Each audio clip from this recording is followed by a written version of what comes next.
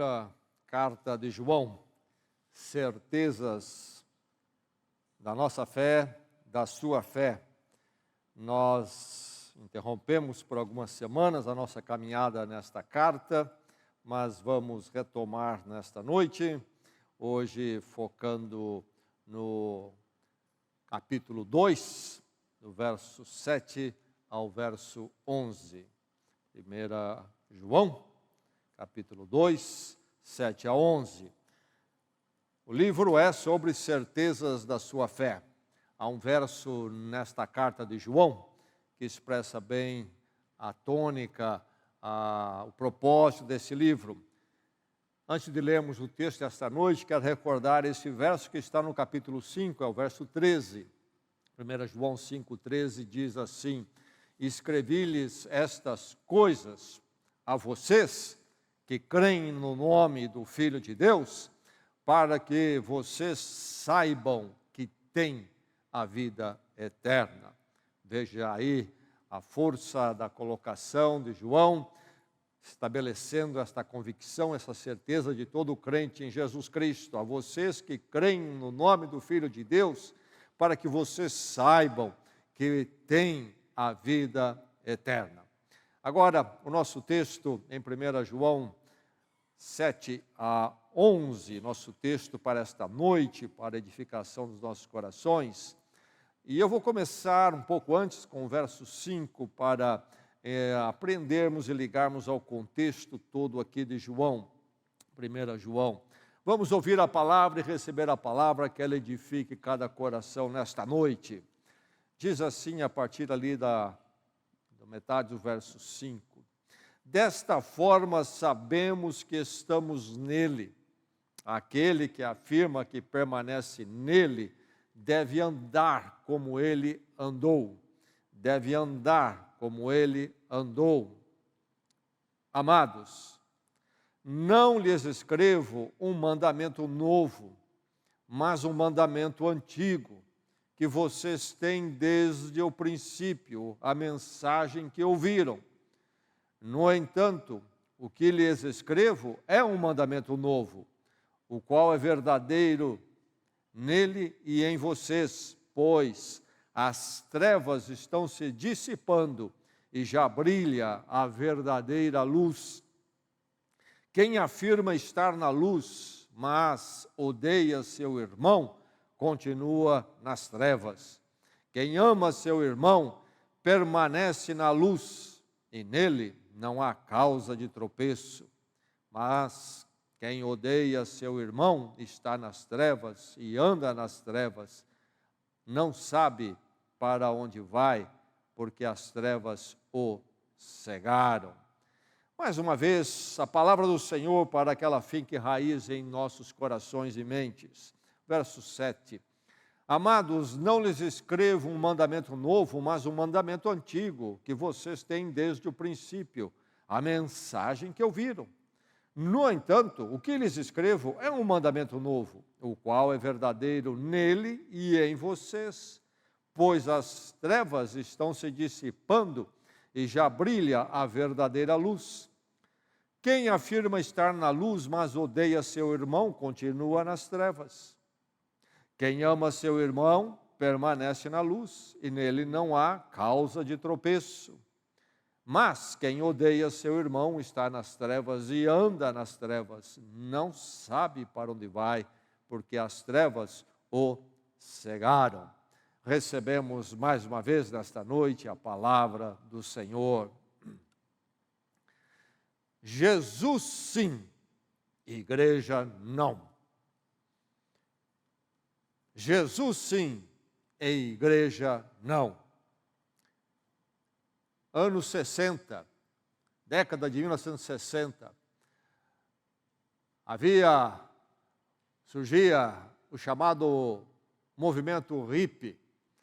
Entre outras coisas, era uma reação, uma rejeição das instituições da sociedade. Então a moçada abandonava tudo, responsabilidade, trabalho, e entendiam que todas essas coisas então deviam ser rejeitadas e partiam para uma chamada vida livre, sem nenhum compromisso, sem nenhum pertencimento às instituições da sociedade. E este pensamento acabou influenciando também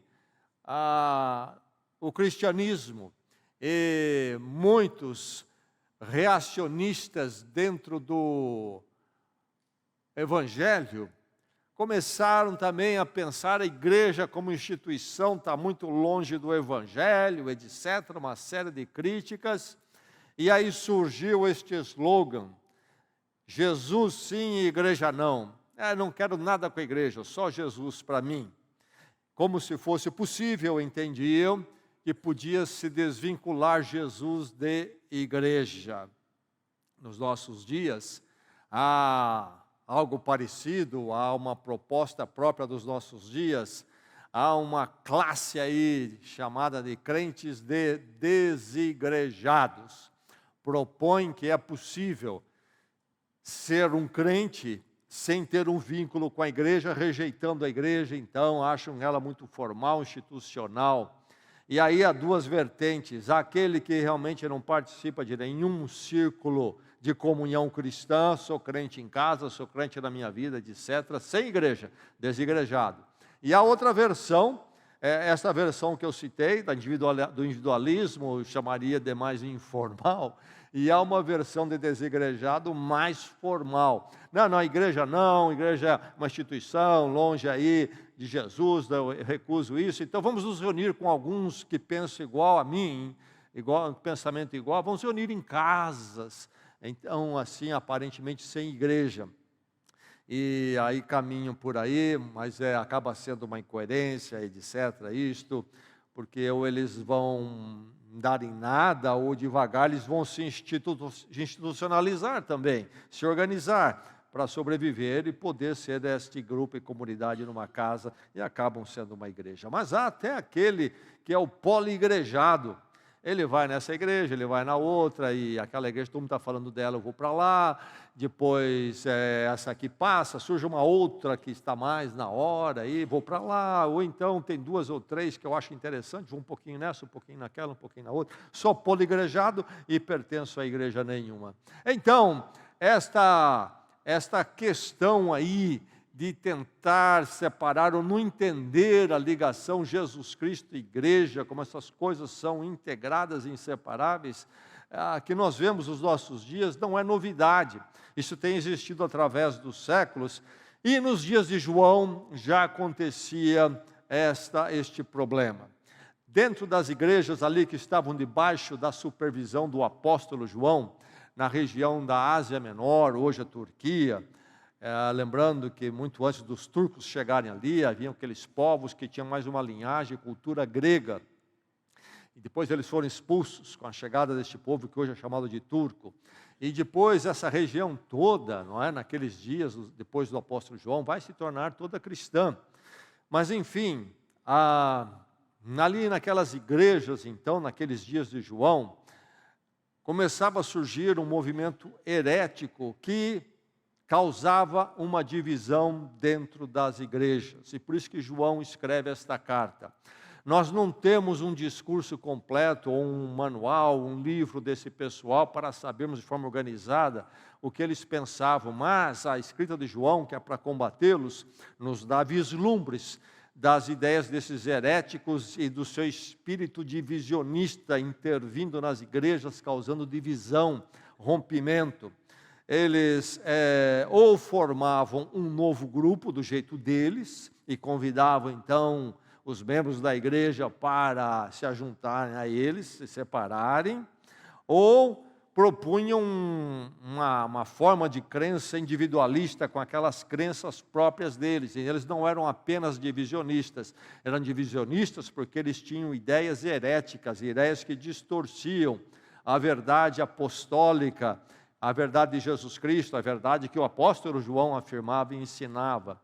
Eles afirmavam uma porção de coisas, nós vemos pelas cartas de João, particularmente 1 João, na verdade, algumas coisas transparecem que eles afirmavam, por exemplo, um perfeccionismo moral. Nós já vimos isto, se você esteve aqui nas quartas-feiras, quando vimos os textos anteriores, mas enfim, criam que tinham chegado a uma perfeição moral, não pecavam mais. Cristo para eles era mais visto como um conceito filosófico místico.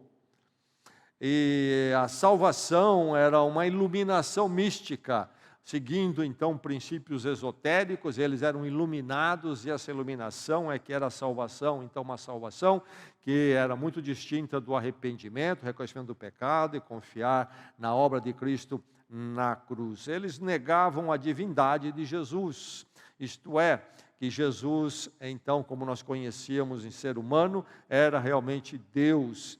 E por isso eles negavam a encarnação real de Jesus Cristo. Deus não estava realmente na forma humana diante de nós quando Jesus Cristo veio. Eles negavam o ensino, então, da retidão, uma proposta de vida cristã, que é uma proposta de uma vida moral reta.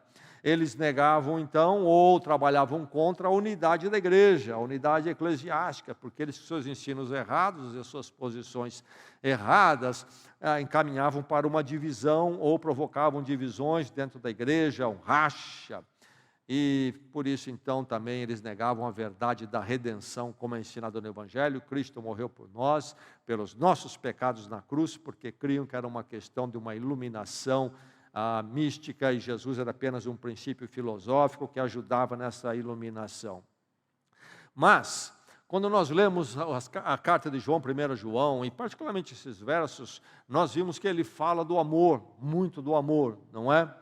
E antes de pensarmos e recebermos, então, a mensagem aqui, onde João escreve contra esses divisionistas, heréticos, e ao mesmo tempo escreve para os crentes, para nós, para que nós nos firmemos em certas verdades, vamos entender bem aqui amor, o que ele quer dizer com isto. Amor aqui, João está preocupado, é com a comunhão dentro da igreja, amor nesse sentido, crentes unidos em Cristo, cultuando juntos, servindo a Deus juntos, e essa é a ideia de João. Nós entendemos isso de forma muito clara nos versos um pouquinho mais à frente, aqui nesse capítulo mesmo, no verso 19, ele diz o que no capítulo 2? Eles, falando desse pessoal herético, divisionista, eles saíram do nosso meio, mas na realidade não eram dos nossos, pois se fossem dos nossos, teriam permanecido conosco. O fato de terem saído mostra que nenhum deles era dos nossos. Então veja bem, a preocupação do João, quando ele usa essa questão nossos, está falando de nós como igreja, o nosso pertencer mútuo em Cristo, a fé em Cristo. Agora, João vai então nesse texto afirmar o quê? Afirmar que esse negócio de iluminação, ele tomando o termo desse pessoal que falavam que eles eram os iluminados, que passaram por esse processo esotérico e chegaram a certos conhecimentos, experiências, né? João vai tomar esse termo e tirar dessa áurea espiritualista, abstrata, etérea, e trazer para algo muito prático e concreto, que é o amor da vida cristã, a iluminação cristã é algo muito prático. Vamos ver nesse texto isto. João vai afirmar que essa iluminação não somente é prática, mas é uma iluminação de compromisso uns com os outros neste amor em Cristo. E é também uma iluminação moral, isto é, como é que eu sou, como é que eu me comporto, especialmente diante de você, meu irmão, diante de você, Igreja de Cristo, da qual faço parte. Então, iluminação para João aqui, ele vai expor isto, não é algo esotérico, místico, espiritualista, mas algo muito prático, muito comprometido, moral. Esta é a ideia de amor, então, como comunhão em Cristo, que é a verdadeira iluminação. Enfim, qual é a mensagem do texto? O texto vai falar da iluminação confirmada. Iluminação confirmada. Isto é, meu irmão, minha irmã, sua iluminação é confirmada. Aquele povo lá herético, com essas ideias erradas, e que ficava incomodando os crentes, as igrejas, querendo procurar trazer divisão, propondo ideias que transtornava tudo, tentava afastá-los do evangelho, da verdadeira igreja. A ideia que passava: vocês não são iluminados. Vocês não têm essa experiência, esse conhecimento místico ao qual nós chegamos. Vocês não estão lá ainda. vocês não têm essa iluminação, vocês precisam partir para os exercícios, as liturgias que nós temos e aprofundar neste conhecimento. Vocês um dia vão se tornar iluminados como nós o somos. E João vai combater isso e dizer aos crentes: sua iluminação é confirmada, não há dúvida, ela é certa, ela está patente. Ele diz no verso 7, vocês têm o mandamento desde o princípio. Vamos entender. Vocês têm. Então, primeiramente, ele vai dizer que o mandamento, do qual ele vai fala nesse texto, é algo que eles já têm. Não é que eles não está faltando, não é que eles têm que encontrar, eles já têm, já está neles, é do conhecimento deles. Então, a iluminação deles é confirmada, e a sua, meu irmão, é confirmada por ter o mandamento. Por ter o mandamento. E aí João faz um jogo de palavras, ali nos versos 7 e 8, que talvez até você lendo, pode ser que você fique um pouquinho confuso, tem que voltar a ler algumas vezes. Ele vai falar do mandamento, que é antigo, que não é novo, para depois dizer que é um mandamento novo. Então o mandamento é antigo e novo, é novo e antigo. O que é que João está dizendo quando ele fala assim: amados, não lhes escrevo um mandamento novo, mas um mandamento antigo, que vocês têm desde o princípio, a mensagem que já ouviram. No entanto, eu lhes escrevo um mandamento novo. É novo ou é o antigo? O que é que João está dizendo? Bem, ele está lembrando que o mandamento do qual ele vai tratar aqui, que tem a ver com o amor, é um mandamento antigo, porque é um mandamento que já era encontrado lá no livro de Levíticos, no tempo de Moisés. E aí nós estamos falando de mais ou menos 1400 anos antes de Cristo, no Velho Testamento, através de Moisés, o líder de Israel.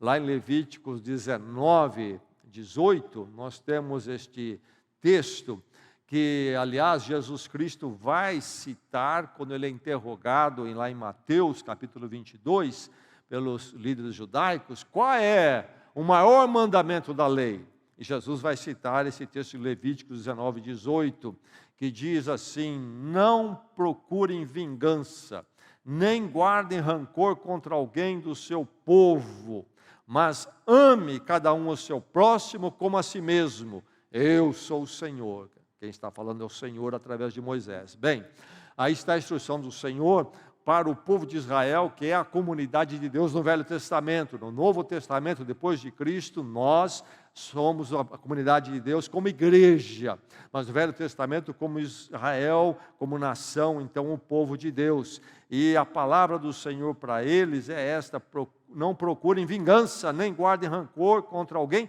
do seu povo, isto é, do povo de Deus, da comunidade de Deus. No caso nosso hoje, a igreja, o povo de Deus, a igreja. Mas ame cada um o seu próximo como a si mesmo. Então, aqui nós temos um mandamento antigo, que se remonta lá a Moisés, e que Jesus vai citar em Mateus 22.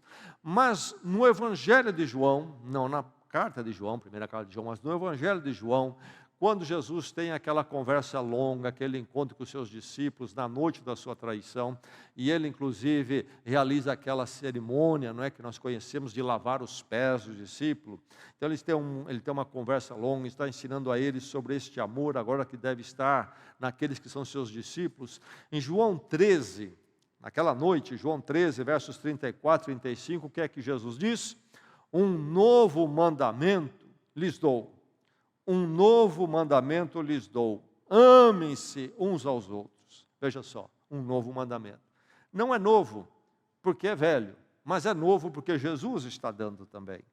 Amem-se uns aos outros, como eu os amei. Vocês devem amar uns aos outros. Com isso, todos saberão que vocês são os meus discípulos, se vocês amarem uns aos outros. Então aí está o mandamento que é antigo na palavra. Está lá em Levíticos, foi falado por Jesus. Então aí, algumas décadas antes desta carta, João ouviu isto, ele registrou no seu evangelho. Antes desses que recebem esta carta se converterem, João já tinha ouvido de Jesus. Então há uma antiguidade neste mandamento, mas é novo, por quê? Porque Cristo proclamou este mandamento de uma forma renovada. Isto é, vocês serão meus discípulos. A partir de Cristo, então, o ser discípulo, um novo mandamento do amor renovado agora para a igreja de Jesus Cristo. Novo em Cristo, mas, principalmente, esse mandamento se torna uma novidade na vida do cristão, porque está acontecendo na vida deles agora.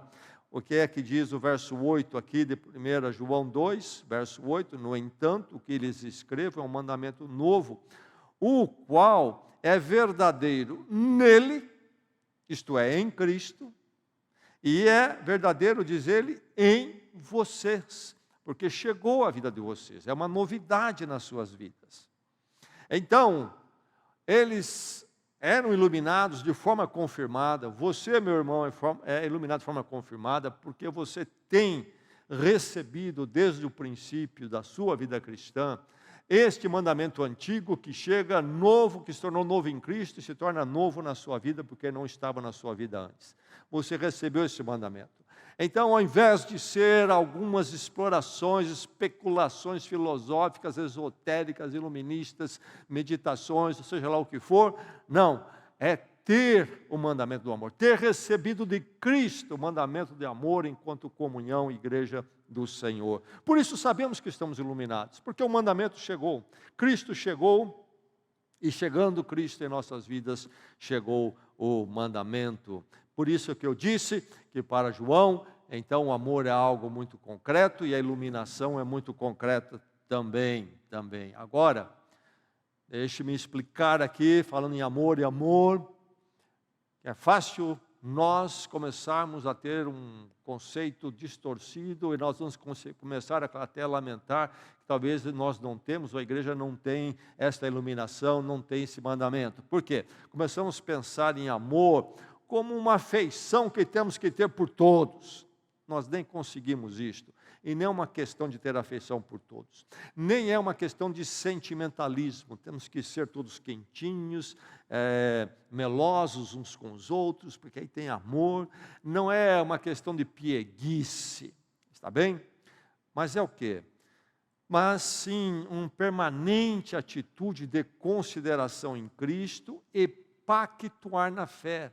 Eu estou pactuado em Cristo, na fé em Cristo com você, meu irmão. Ele lhe salvou, o mandamento do amor chegou a você, e ele me salvou, o mandamento do amor chegou a mim. Nós, em Cristo, estamos unidos. Ele é a grande conexão, e por isso nós nos afirmamos uns aos outros como, então, irmãos em Cristo. É nesse sentido, sim, nós podemos, às vezes, a considerar uns aos outros para ajudar algum e outro na sua necessidade, em alguma área da sua vida, mas isto é apenas consequente e não é a essência da coisa. A essência da coisa é na fé em Cristo, a nossa consideração em Cristo uns para com os outros, esse cuidar um do outro na fé, essa atenção um pelo outro no andar com Cristo, no servir a Cristo. Então, amor nesse sentido, muito prático, muito concreto, e não sentimentalista, não pieguista, e nem também algo que nós podemos ter por todos, como se fosse ter uma afeição por todo mundo aqui. Não, eu tenho por todo mundo um compromisso de consideração e vou conseguir conviver com alguns, não consigo conviver com uma multidão de 300, 400, 500, mas estou pactuado com todos nesta fé, neste compromisso. Não é uma questão então de sentimento, de sentir, mas o amor cristão é uma questão do que se comprometer e agir em consideração para com os outros irmãos em Cristo. O amor que devemos dar ao perdido e ao mundo é algo que deve estar na nossa vida, sim, mas a carta de João, o ensino de Jesus citado aqui, não é relacionado a nós e o mundo e a pessoa perdida. Está falando da comunhão, a preocupação, a comunhão da igreja, o amor da igreja. Enfim, somos iluminados, você é iluminado por ter o mandamento, mas você é iluminado também pelo dissipar das trevas, então. Dissipar das trevas. Diz o verso 8, as trevas estão se dissipando e já brilha a verdadeira luz. Quando João fala do novo mandamento, ele entra com essa questão aqui, das trevas estarem se dissipando e brilhar a verdadeira luz. Porque ele diz que este mandamento estava nele, em Cristo, e está em nós. E nesse fato é que as trevas se dissipam e então a luz brilha a verdadeira luz. Do que ele está falando? Da obra de Cristo. Da obra de Cristo. Escatologicamente, isto é, Jesus está realizando a sua obra, direcionando para um fim e um cume, um realizar final. Mas ele está fazendo essa obra. Por isso que o Evangelho de João vai dizer, a luz veio ao mundo. Jesus Cristo vai dizer no Evangelho de João, eu sou a luz do mundo. A luz de Cristo está brilhando, brilhando, brilhando e alcançando vidas com o seu brilho, trazendo para a sua verdade. Então as trevas estão se dissipando, mas se está dissipando na história com a ação de Cristo e colocar a sua luz, alcançando vidas, estas trevas estão dissipando então na minha vida, na sua vida, nós que estamos em Cristo. Há então um sentido histórico de que Cristo está realizando a sua obra e a luz está brilhando cada vez mais em mais vidas, mas há um sentido pessoal particular, brilha na minha vida, as trevas estão se dissipando em mim e a luz está cada vez mais brilhando em mim. E aí é que João vai estabelecer então que as trevas é justamente não conhecer o poder libertador de Deus para fazer parte da igreja, amar, estar na comunhão em Cristo. Isto é possível somente quando a luz de Cristo brilha em mim. Eu não posso fazer parte do amor cristão, da comunhão da igreja, se a luz de Cristo não brilhar em mim. Ninguém vai estar na comunhão da igreja e no amor de Cristo pela sua própria força, vontade e capacidade. É preciso que a luz de Cristo nos atinja. Então, isso está acontecendo.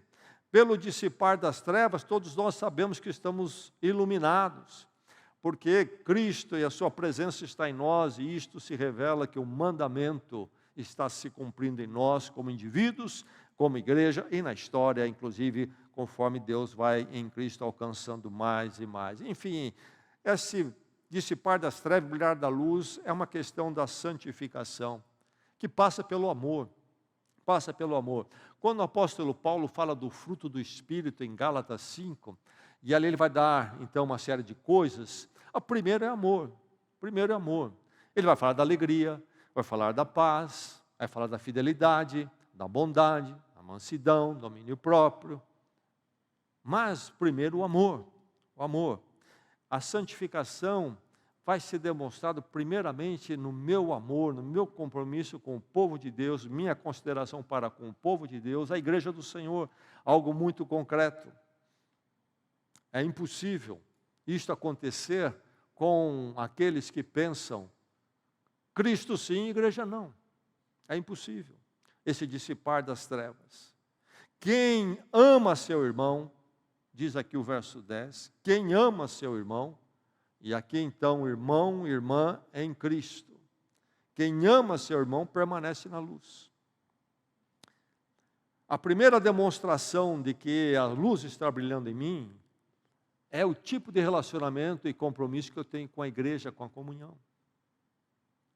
Nós poderíamos pensar, ou pensamos às vezes, em outros ângulos. Talvez aquele que é mais ativo, quem sabe aquele que tem um bom discurso, se der para ele lá, para dar uma palestra, alguma coisa, ele fala muito bem o texto bíblico, alguma coisa que ele tem. Como é que é o relacional dele com a igreja? Aí é que nós determinamos os que são maduros em Cristo.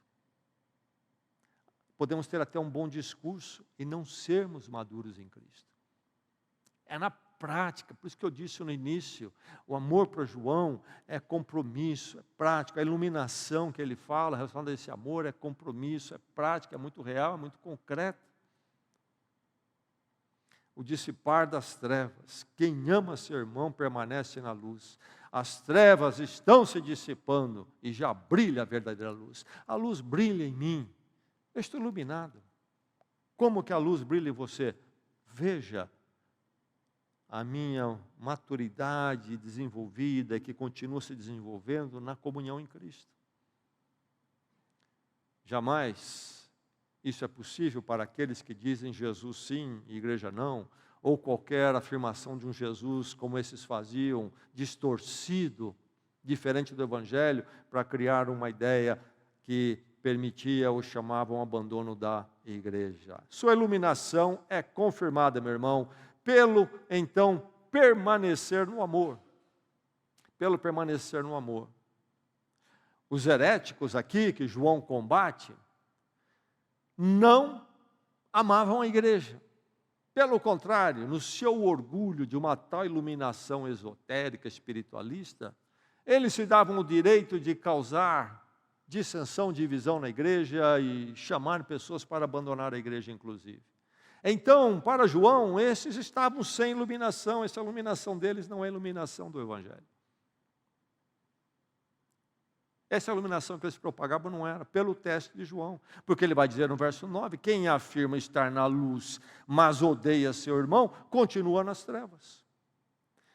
João está dizendo, esse pessoal não passa na prova do verdadeiro ensino apostólico sobre o que é Cristo, sobre o que é a igreja, sobre o que é o amor. E ele vai colocar aqui o ódio como uma consequência direta da falta de amor. Se não há amor, então sobra o ódio. Quem afirma estar na luz, mas odeia seu irmão, continua nas trevas. Talvez a conversa é macia, não parece que odeiam.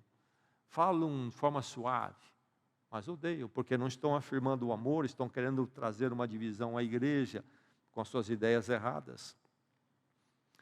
Enfim, João diz, eles não passam no teste, porque quem afirma estar na luz, se diz iluminado, mas odeia seu irmão, não ama a igreja, continua nas trevas. Cristo não está brilhando nele. Nós somos iluminados, isso é confirmado, porque nós permanecemos no amor em Cristo, no amor da igreja. O verso 11, o que ele diz? Mas quem odeia seu irmão está nas trevas e anda nas trevas. Eu li os dois versos anteriores, 5 e 6, ele diz que devemos andar como Cristo andou. E agora ele volta esse verbo andar aqui, a prática de vida, andar no sentido de prática de vida, mas quem odeia seu irmão está nas trevas e anda nas trevas. Não sabe para onde vai, porque as trevas o cegaram. Esse pessoal se diz iluminado, mas estão cegos, estão sem luz. Veja só como João vai colocar a comunhão em Cristo, a igreja, como algo de uma importância tremenda, que confirma que estamos iluminados, que realmente as trevas estão sendo dissipadas em nós e em Cristo a luz está brilhando em nós. Os heréticos são reprovados pelo teste de João, os divisionistas, aqueles que traziam divisão, que não amavam a comunhão da igreja, não consideravam a comunhão da igreja e adotavam suas ideias erradas. João vai dizer, são heréticos, não amam, estão sem iluminação. Mas e o crente? O crente, diz João, aqui, que tem Cristo, que não está olhando para essas outras ideias. O crente é aquele que está na comunhão, está no amor da igreja, e portanto é iluminado. Ele diz no verso 10 e 11, quem ama seu irmão, permanece na luz, está iluminado. Quem ama seu irmão, permanece na luz. Demonstra que as trevas estão se dissipando nele, e a luz de Cristo está brilhando. Veja a importância da igreja e da comunhão em Cristo. Quem ama seu irmão permanece na luz, e nele não há causa de tropeço. Então, se eu estou na luz, eu amo a comunhão e não sou causa de tropeço para os outros que estão caminhando comigo em Cristo. E ele continua, mas quem odeia seu irmão está nas trevas e anda nas trevas, não sabe para onde vai. Sou iluminado ou não sou? Você ouve hoje em dia sobre tantas práticas esotéricas, místicas, e as versões que tentam tomar carona num dado Jesus místico, e aí dão uma distorção, tiram Jesus do Evangelho e formulam o que querem ali. Mas nós vamos encontrar que Jesus Cristo formou a igreja de fundamental importância, Talvez a igreja é imperfeita, sim, há muita treva a ser tirada, mas ela está sendo exposta à luz. E não é jogar a igreja o caminho, mas é estar na igreja e batalhar pelo fortalecimento dela, porque a igreja e Cristo é intimamente interligado, são inseparáveis. E nós estamos na luz, Jesus Cristo, e isto pode ser conhecido de algumas formas, mas uma forma fundamental que João coloca é o meu viver com o povo de Deus. Meu compromisso, minha consideração em Cristo. Estando ao lado do meu irmão, não sendo causa de tropeço, sendo um estímulo para ele também chegar mais perto da luz, e meu irmão também é um estímulo para mim, para eu chegar mais perto da luz, e quanto mais perto da luz, mais perto estamos uns dos outros. Portanto, meu irmão, a matemática é muito simples. Firmes com a igreja de Cristo, firmes com a comunhão, firmes com Cristo. Distante da comunhão, distante do amor cristão, do amor no sentido que eu coloco aqui, que é o que João fala, distante de Cristo. Jesus sim, igreja não, é uma contradição. Porque se não há igreja, não há Cristo. Se não há igreja, mostra que a luz não está brilhando. As trevas não estão sendo dissipadas, não há iluminação.